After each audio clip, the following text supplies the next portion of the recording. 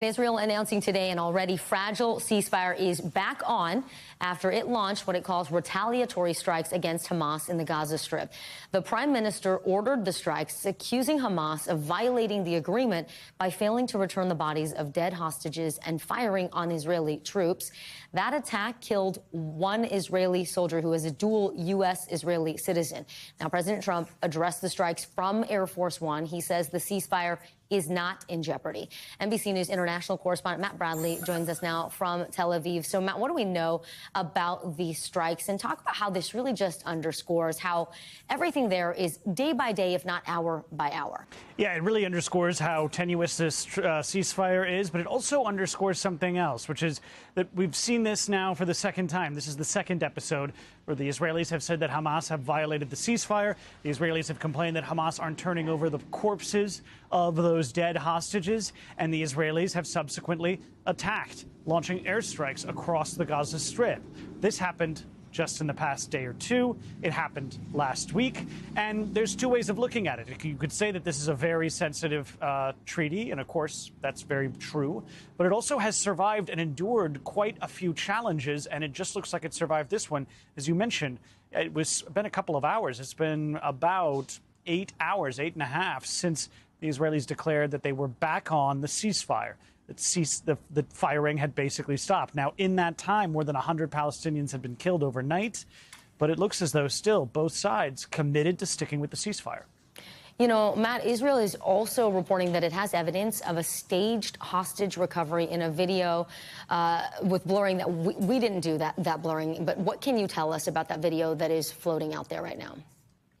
That's right. The Israelis released that earlier yesterday. And, you know, this came, it sounds like, before we heard publicly about this soldier who had been killed, about this incident where militants fired over the so-called yellow line at Israeli troops.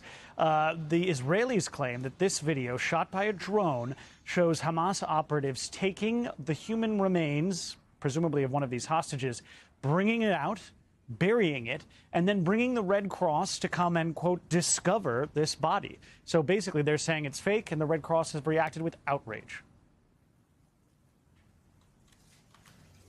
All right, Matt Bradley, we appreciate it. Thank you so much for your latest reporting out of the Middle East. The White House fired the independent board that was expected to review President Donald Trump's White House ballroom project. All 6 members of the Commission of Fine Arts received notice yesterday that they've been terminated effective immediately. It comes as Trump moves forward with new construction projects on federal property in Washington. He plans to build an arch along the Potomac River and that ballroom where the White House East Wing once stood. We want to disclose that NBC Universal's parent company, Comcast, is a donor to the ballroom project. NBC News White House correspondent Monica Alba joins us now from Washington, D.C. So, Monica, this Fine Arts Commission, it was actually established by Congress way back in 1910, and the whole point was so they could help make the decisions about statues and monuments all around D.C. So now they're gone. They were fired. Was this within the president's power to fire them? Are there plans for anyone to be replaced or this commission to come back into existence? Yeah, Vicki and Morgan, this is within his authority, and presidents in the past have done and made similar moves. For instance, when President Biden came into office, he also removed some people from this commission and nominated his own folks for 4-year terms. And now those are the people that President Trump just fired. 6 of them, in fact, all of whom had been appointed in the previous administration. And the White House is saying now and confirming to NBC News that they were terminated effective immediately and that they do plan to name new appointees that they believe, and they say in their words, that their vision would align more closely with the president's America First policies. So confirming that they want to put some people in place there that they believe would review and approve some of these projects. Now, they didn't think they needed to submit some of the ballroom demolition plans in advance because the White House argues they think they only need to do this for the actual construction phase, which is the next phase that is set to begin, guys.